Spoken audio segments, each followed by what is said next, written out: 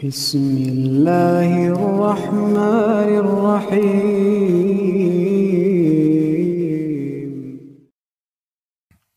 Di antara hal yang membantu kita untuk tidak sering terjerumus dalam futur, dan kalau terjerumus dalam futur kita segera kembali, adalah kita memilih teman yang benar, memilih teman yang benar. Ini sering saya sampaikan berulang-ulang, bahwasanya pengaruh teman itu sangat luar biasa. Teman bisa merubah mindset cara kita berpikir. Teman bisa merubah pola hidup kita dalam menjalani kehidupan. Teman bisa merubah cara berbicara kita. Yang tadinya mungkin seorang tawadhu bisa menjadi sombong, dan sebaliknya orang yang sombong bisa menjadi apa? Tawadhu. Karena melihat temannya. Dengan teman yang baik, seorang yang tadinya pelit bisa jadi dermawan. Dan teman yang buruk, tadinya dermawan bisa menjadi apa? Pelit. Maka teman ini sangat penting, hati-hati dalam memilih teman. Kita kenal sama banyak orang enggak ada masalah, tapi untuk sahabat kita harus pilih-pilih. Tidak sembarang seorang kita jadikan sahabat dekat kita. Kita harus benar-benar memfilter, kita harus benar-benar selektif. Ya, karena teman itu sangat mempengaruhi pola pikir kita. Dan ini benar ibu-ibu yang dirahmati oleh Allah Subhanahu wa taala.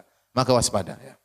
Ya. Ada seorang misalnya miskin bergaul sama orang kaya. Orang kayanya ngomong tinggi-tinggi terus. Ini si miskin akhirnya ngomong juga apa? Tinggi-tinggi. Dia lupa dirinya, bahwasanya dirinya apa? Miskin. Dan ini terjadi.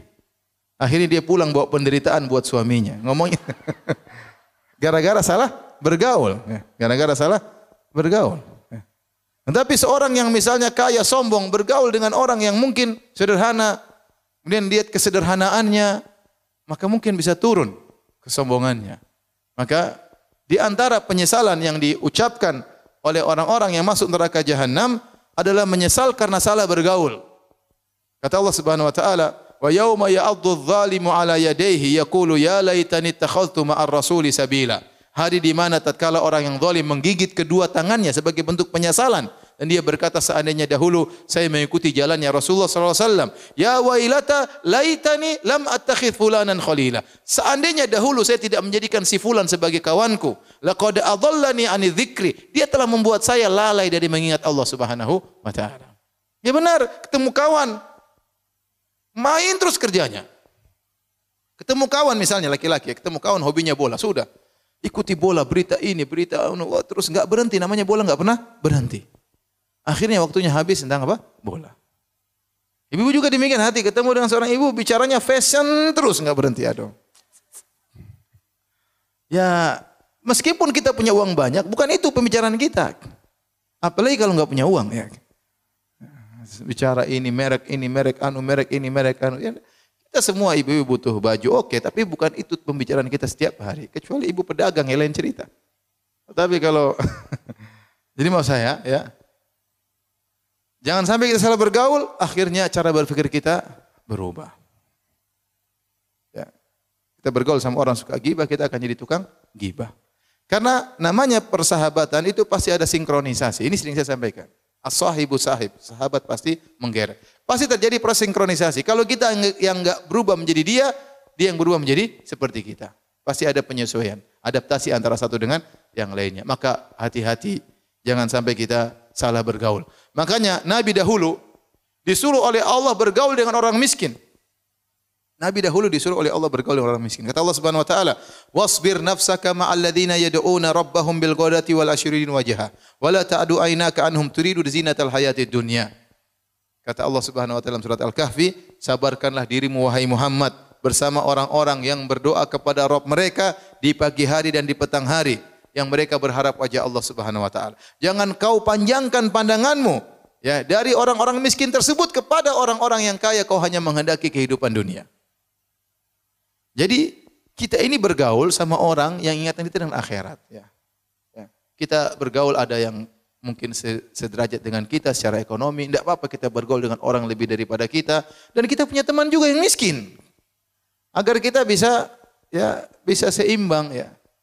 Kita bergaul dengan atas terus, akhirnya kita lupa bahwasanya dunia ini seakan-akan kita pegang selama-lamanya. Kita lupa bahwasanya dunia akan pergi.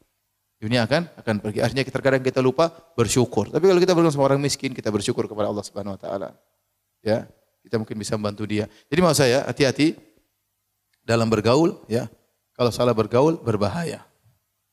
Oleh karenanya terutama kepada orang yang baru-baru berhijrah, hati-hati dengan komunitas lama. Tatkala kisah yang ma'ruf tentang pembunuh 100 nyawa, yang dia sudah membunuh 99 nyawa, dia datang kepada orang yang dianggap alim, dia berkata, "Wahai fulan, sungguhnya saya telah membunuh 99 nyawa. Apakah saya masih bisa bertobat?" Kata orang tersebut, "Tidak bisa.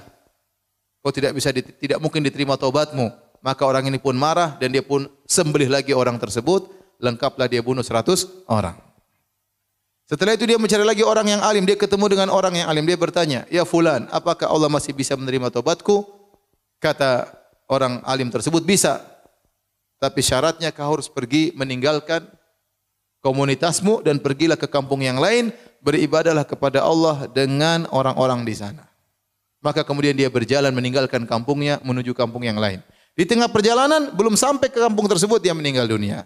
Akhirnya datang malaikat rahmat, malaikat azab mengukur, ternyata jarak dia menuju kampung yang baik tersebut lebih dekat, akhirnya dia diampuni dan dimasukkan ke dalam surga. Tapi ini isyarat bahwasanya kalau Anda ingin benar-benar hijrah, Anda ingin benar bertobat, tinggalkan komunitas yang lama. Kalau Anda ingin benar-benar berhijrah. Tapi kalau berhijrah tapi masih gaul sama komunitas lama, yang masih suka joget-joget, yang masih suka nyanyi-nyanyi, yang masih suka ya glamor kehidupannya, susah. Anda hijrahnya tidak akan sempurna. Dan suatu saat Anda akan bisa kembali lagi. Dan orang yang baru berhijrah benar-benar diintai oleh syaitan. Syaitan ingin mengembalikan dia lagi. Syaitan ingin mengembalikan dia lagi. Di dalam hijrah, Anda anti hijrah serius.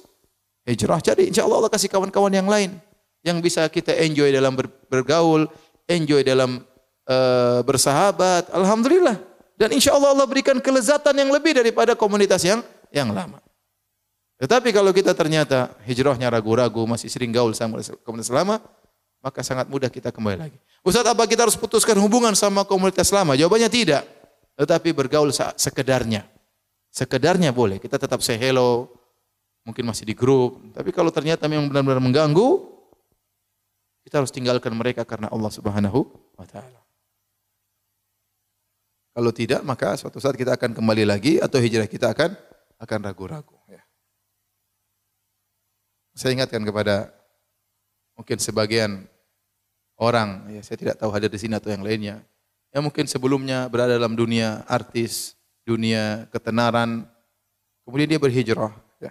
Terkadang dalam hatinya masih ada syahwat ingin tenar, ingin tetap terkenal, tetap disanjung orang. Buang itu semua. Anda ingin hijrah, buang itu semua. Ya.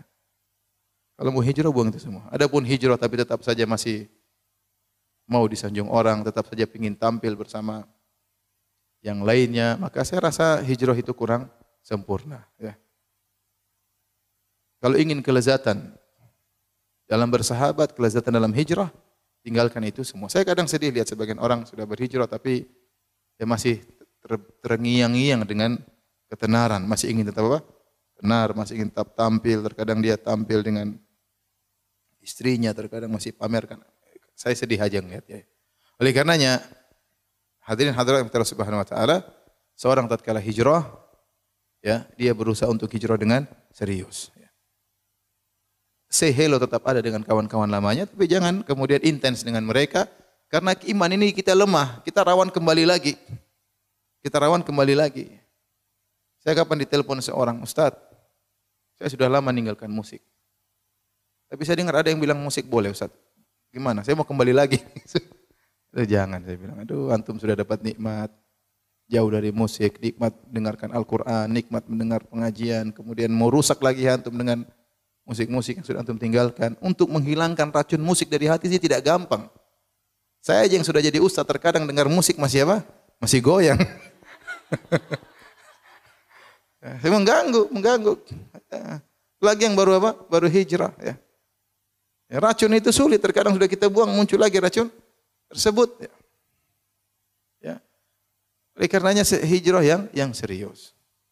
Ya. Agar kita terhindar dari yang namanya futur. Ya.